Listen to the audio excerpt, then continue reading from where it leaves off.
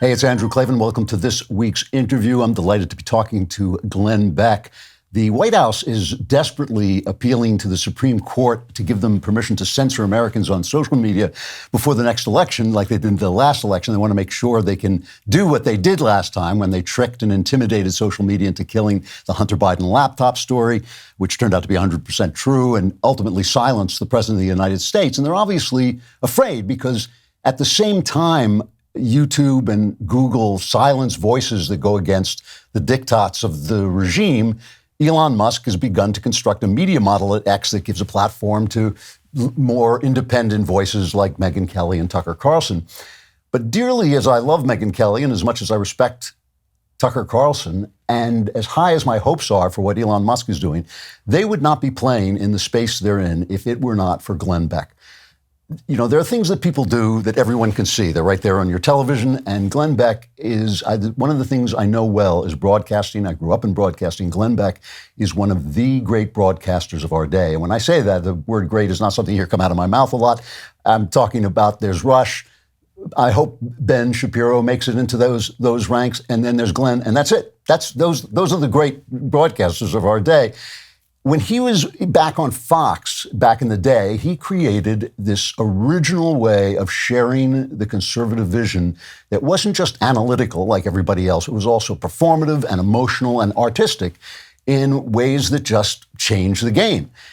And it became huge. And then he did this amazing thing, which is that he left Fox and created what eventually became The Blaze. And that Blaze was a model and has been a model for independent broadcasting that created the mental and imaginative space for what Elon Musk and Megyn and Tucker are doing now. And when you do something like that, a lot of stuff happens off screen that the public doesn't know about, doesn't have to know about, doesn't understand. But the first guy who walks into that new place takes a lot of hits, makes a lot of discoveries, does a lot of new things that nobody gets to understand because he's the first guy into this darkness and everybody else is walking in his footsteps. And Glenn has taken The Blaze and he has done original, exciting, different work that only he could do. And those of you who listen to my show know I'm not a respecter of persons. I've talked to the most famous people on earth and I've never been overly impressed. To me, Glenn is a genuine broadcasting icon and pioneer, and also one of the craziest people I've ever met, but in a delightful way. Glenn, thank you for coming on. Gosh, Andrew, I don't know what to say after that. We were joking before we went on. You said you want to do a couple of minutes, and I said, you're a good fiction writer, so this should be good. Honestly, that is one of the nicest things. Coming from you, that is, I mean, I will remember this moment for a long time. You calling me a great broadcaster. Oh my God, is truly meaningful. Thank you. Well, listen, you know, I wouldn't say it if I didn't believe it. And I know, and it is something that's the business I grew up in. My dad was, I think, one of the top broadcasters of his day. And no, I've watched you from the beginning. It's just, you know, it's original. It's just original and new and fresh and everything. Thank you. Thank you. I have to say, I was looking at the title of your new book, Dark Future, Uncovering the Great Reset's Terrifying Next Phase. And I just cracked up. I mean, that has got to be, that is like classic Glenn Beck. Will nothing cheer you up, Mr. Beck? Yes. Actually, a lot of things cheer me up. A lot of things have been cheering me up. I believe in the power of the people again. I think they're starting to wake up on both sides. Unfortunately, I think we're looking at Biden. I don't think he's going to be the candidate, but Biden and Trump, and it's going to be the same thing. It's going to be the same, you know, gee, do I hold my nose for this guy or hold my nose for this guy? And it's just not, it's just so frustrating where we are because I think the machine has built this. Yeah. This is where they want us to be. I had a listener on who voted for Joe Biden and will vote for him again. I was trying to understand other people's point of view today. And so I just wanted to ask people questions and not argue, not try to win, just listen to them. And he was talking about I can't vote for Donald Trump And he said, now he doesn't see his side as being, Joe Biden being divisive, which I thought was a little unique. But he said, honestly, I would vote for either side if it was a young guy. Mm. And I just think it's time for that generation to let go. Yeah. Go home. Be with your family. Yeah. You've had your run. You should not be making decisions now for my children. Yeah. I mean, maybe people my age, 60, but I'd much rather have somebody 35 or 40 that is in there and then they leave. Right. People, I have a hard time sometimes with my cell phone. How do I take a picture? Jeez, man, it's a different world. Yeah. What do you say? Dan Henniger over at the Wall Street Journal wrote a column saying the first party who figures this out, that nobody wants these guys and changes candidates, is the party that will win. And yes. I can't help feeling. I think it's going to be it's going to be the Democrats. He said the same thing. Yeah. It's going to be the Democrats because this impeachment thing, this goes way too deep. The actual stories on this go all the way to Ukraine and Zelensky's office. Donald Trump's perfect phone call wasn't perfect because he thought Zelensky wasn't in on this. And he's clearly in on this now with the news that is coming out about his offshore accounts and all of this stuff. This goes deep. And Biden, I think, is the perfect fall guy because now, I mean, if I were part of this, you would think, you're a fiction writer, you would think you would go, well, we don't want him because then that scandal can come out. Now, if we pick him and we put him in, and we've worn everybody out on this over 4 or 5 years, we just come to him at the right time and say, you know what, you're an old man, you choose, but you're losing the support of the people and you need to go away. You want this to stop? The way to stop it is just go away right now. And people, when you bring it up after he retires, everyone will say, what difference does it make? Because it's not just about him, it's all of it. Oh, all of it. He and his family have been influence peddling forever. Oh, forever. But I noticed this too. David Ignatius, very liberal Washington Post columnist, says, "Love CIA guy." The greatest president ever. He should go away. Right. Right. And I think I don't know if you know this. I didn't know this until Roger Ailes told me. He called me off and said, "Stop going after Van Jones." And I said, excuse me? You know what we have on Van Jones? He said, yes, they're calling it off. He's going away. And I said, how do you get that information? He opened up the Washington Post, the style section. And there was an article in the style section about how Van Jones was thinking about moving into blah, blah, blah. And I said, well, what do you know? How do you know this is speculation? He said, it's the style section, Glenn. It has nothing to do with style.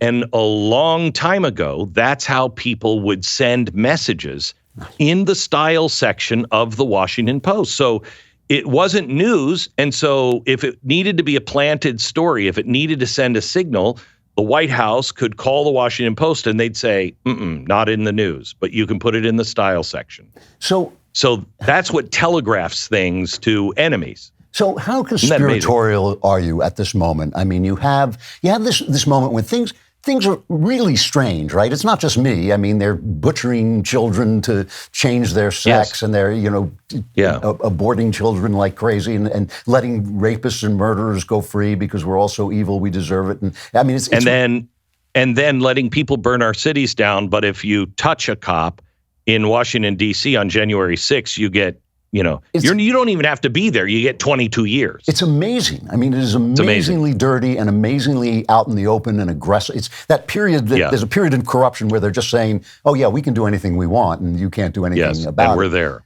So yeah, I'm gravely concerned about that attitude. I think it's pretty safe to say that the Constitution hangs by a thread. If not by a thread, that thread's been cut. We are almost completely divested ourselves from the Constitution.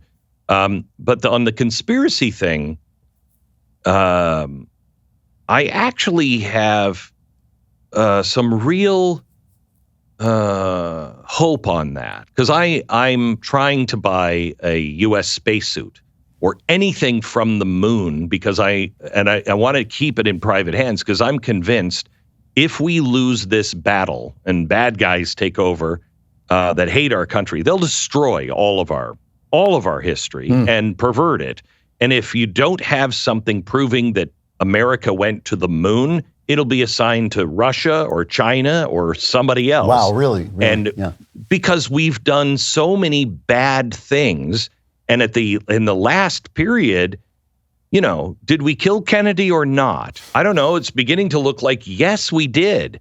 However, when you look at all of the conspiracies, these conspiracies, look at how many whistleblowers there are. Yes. This is interesting to me because I've always said, you're going to fake the moon landing? Really? Do you realize how many people you'd have to silence? Right. Okay. This is an example of that. These are things that are conspiratorial, but you have leaks in the White House, you have leaks in the CIA, you have leaks in the Justice Department, FBI, you have leaks everywhere. IRS, something this big can't go unnoticed, and you can't kill enough people to keep them silent. Yeah. So I actually have faith that the things generally that we thought were true are fairly true. And did we go to the moon? Yes, we went to the moon. I'm pretty sure of it. But the things that have happened recently, that's all cover up. These things are true based on the number of whistleblowers. Yeah. And the facts they're coming out with. It's not just like, hey, I think, they're doing that in Texas with Ken Paxton, but here is the evidence. Here, I have the text, I have the message, I have the phone call. So this is a lot different than anything I've seen before. And do you think, I opened up talking about what I really do believe is your effect on the growing media, the new media. Is that breaking through? Is it a change? Gosh, yes. Because I'm watching, obviously, this mainstream media, and they're going, there's no evidence. There's no evidence. I thought, well, wait, there's no proof yet, but there's a ton of lots of evidence. Lots and lots of evidence. Yeah. So are new voices breaking through, or are we talking to ourselves? Absolutely. Okay. Yeah. Are you kidding me? Yeah. Look at this, Andrew. This should really cheer somebody up who's a little pessimistic. 35% of Democrats now believe Joe Biden may have done something illegal. 35% of Democrats. They're not getting our news, the news from us. They're getting their news over there. Well, over there, they're saying everything is fine. So where are they getting that news? They're getting exposed to people like us and our, DailyWire, The Blaze, all of these now big institutions that are starting to really hit their stride. It is affecting them, because otherwise, why would 35% of Democrats? Right. Why would they think that? Why? Yeah. They're getting something somewhere, and it ain't from them, because you watch CNN and everything else because you have to. It's a completely different story. Completely different story. So that is a positive thing, because I really feel that the press shutdown of information is one of the worst things we're facing. So the one thing, if there's one thing that I agreed with Donald Trump 100% about, it was those people. The press had become the enemy of the people, and I agree. And that's okay. It's not. Yes. So The founders, when the Sedition Act went in, they had this great debate on freedom of press and freedom of speech. And they came down to the position that even if the press knowingly is lying, you, as the government, you must not get involved, because you start to go into political territory. And so you might have a lot of people that are in love with the government or in love with a certain politician and don't like the press, or vice versa. And so what are you doing? You're making the government the arbiter of truth. And it's too dangerous to do that, because a government that is the arbiter of truth can lie to you all the time. Right. You know what I mean? So Yeah. they made the point of saying, no matter how heinous it is, even if its intent is to lie about the government, it's got to be fair game. Got to leave it alone. Yeah. Well, you probably know by now we're all fans of our friends at Genucel. Don't just take my word for it. Ella from Rockford says, I have both age and acne spots, and this stuff is actually fading both of them. This serum is worth every penny. Ella is raving about the famous dark spot corrector from Genucel, a must-have after months of record heat and humidity. Sunspots, brown spots, discoloration, even red inflamed patches all disappear in front of your very eyes. And here's the Genucel amazing guarantee. You will see results on day one, or your money back. So take advantage of Genucel's most popular package, which now includes the dark spot corrector, plus the classic Genucel bags and puffiness treatment and immediate effects. All at about 70% off, so you can try the best skincare in the world for yourself, completely risk-free. It's simple. Go to Genucel.com/Klavan and start looking years, even decades younger tomorrow. Say goodbye to dark and liver spots, bags, puffiness under the eyes, crow's feet at Genucel.com/Klavan. That's Genucel.com/Klavan. You will look in the mirror and say, how do you spell Klavan? It's Klavan. No E's in Klavan. There are no E's in Klavan. So, whenever we talk, I always feel I have this kind of comical sense that we're the masks of comedy and tragedy, and that I sort of think like everything's going to turn out right. And you've always come closer to the truth. I remember when you were just starting the Blaze, walking in, and you had 3 television sets on the wall, and London was burning, and people were getting shot. And I said, "Oh, I just walked into your imagination." So we're looking at this. We are looking at a dark moment. There's no question about it, and yet I can't help feeling that there is some kind of rebellion in the human heart that's going to come up. And yet you've written this book, Dark Future, about the Great Reset.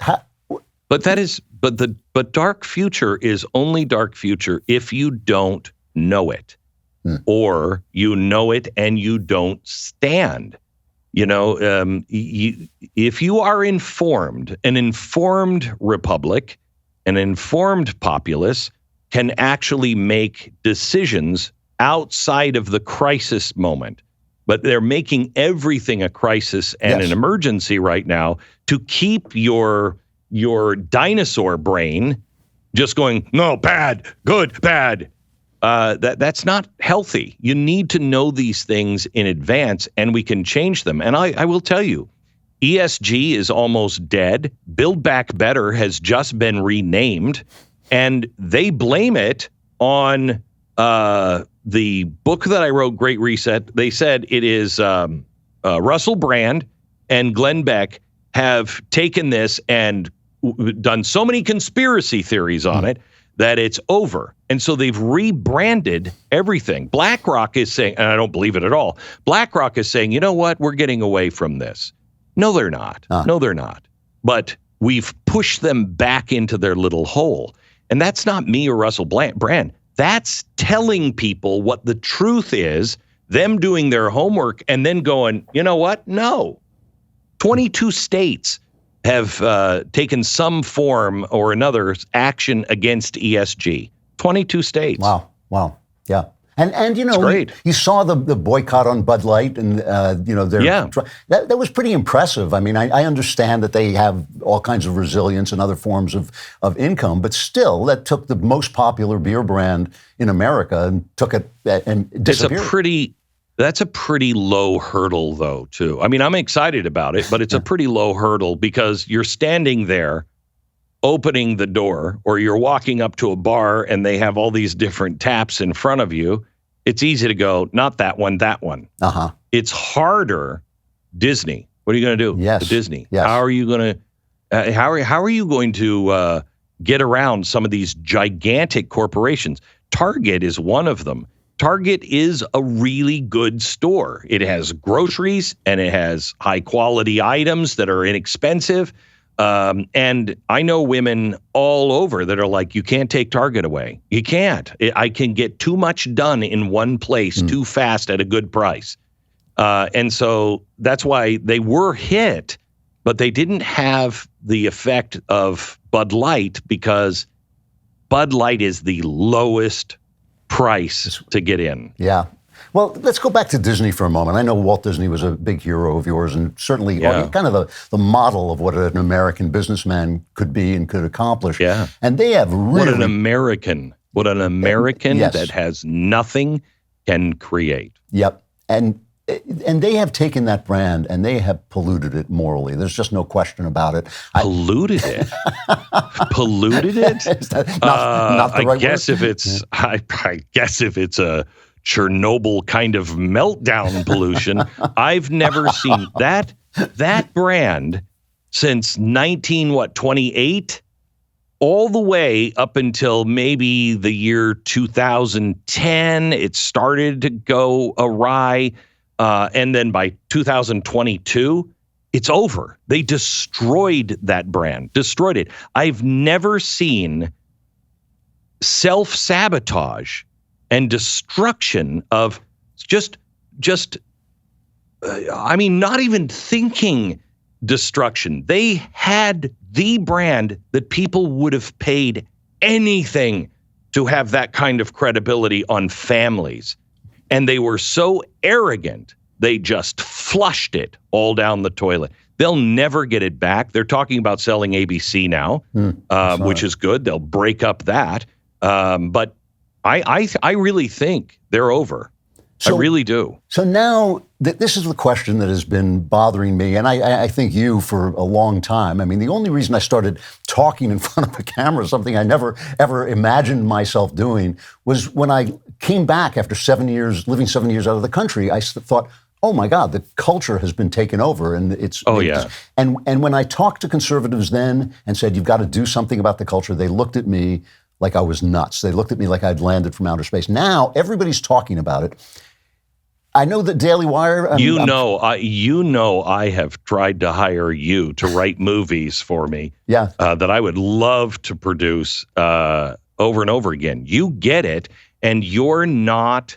We're just starting, Andrew, to get to the place to where we have the assets, the money, the distribution access. That's the big one, yeah. That's the big one. To be able to make good quality movies. We're just beginning to get there. I think one of the breakthroughs was The Chosen. That thing is huge, so well done. It doesn't feel like a conservative movie usually feels. And that is exciting. I mean, I can't tell you. I'm working on some things with a few movie studios and schools and local theaters to help grow the next generation. Yes, I firmly believe that we have got to stop going to the barrel and instead go to the tree to pick the apples. Our apples, our children go, I want to do that. And then we're like, okay, well, go over to this rotten barrel to learn all about it. And then the ones that do keep their soul, we look down at the bottom of that barrel and go, can we patch you up enough to come back and try here? We got to stop that. Yeah. We got to stop sending our children in for slaughter, because there's a lot of people now that are they want to restore a culture, or at least have a better culture than the one that they have. So wait, that's a very daring vision. I want to make sure I understand it. You're going to teach young people how to do these things, But then where do they go when they get out? Will there be places for them to go?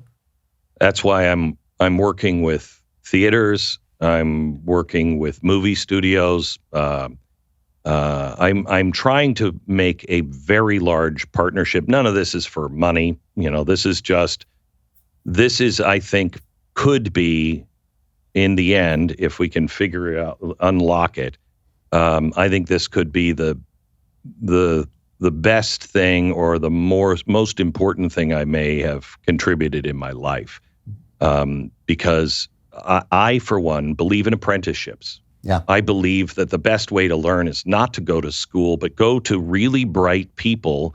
And school is fine if it's a liberal arts school and we're actually learning, history and everything else, that's great. But when you want to be an artist, you want to do my job. I will tell you right now, I'd open my door for anybody who was serious, that wanted to have a future. I'd teach everything I have to pass it on so it can go on. And if we can find directors and actors and studios that will actually say, look, you're going to have a few courses in this, that's part of it, but at some point you come here to this studio and you become an apprentice at this studio, and you can learn by doing it. I think that is where we need to go, but we didn't have all of the assets. I have the old Paramount studios in Dallas, but we use them for TV production. So you want to learn how to do TV and political stuff, you can intern here. But what about you want to make movies? What if you want to make comedies? We have to have the ability to do this, and all the way from the gaffer to the executive producer and the actress have to have all of those covered. I mean, what I love about this is you understand, and again, you've been one of the very few people to understand this. Hollywood's not going to change. I mean, we really have to build our own places. This idea came to me actually from a friend who, I don't know if you know that I'm a painter. I do. And I'm more of like I can whip out one room in like 3 hours. So I'm more of that kind of painter, I feel, than a trained artist. But I've been hanging out with a lot of artists, and I have something that they don't have. I don't have to sell my art. They do. Yeah. And because of that, they get into this art gallery vortex. And they're known for one thing, and they have to stay in that one thing because that's what sells. And by the time they reach their 40s, they're kind of like, but I want to do something else. And they don't know anymore how to tell stories. In art school, you're not taught to tell stories. Well, that's what Michelangelo did. That's what Leonardo da Vinci did. That's what the stained glass windows were. You had people who were illiterate and they needed to see. We've taken all of our heroes, all of our stories, and instead we've reduced them to either modern art, which says nothing, or a picture of a beach, or a painting of a barn. That doesn't tell you anything. Nothing. Yeah. And so we've been getting together with something called the Inspired Arts League. Really great artists, some of the best artists in the world.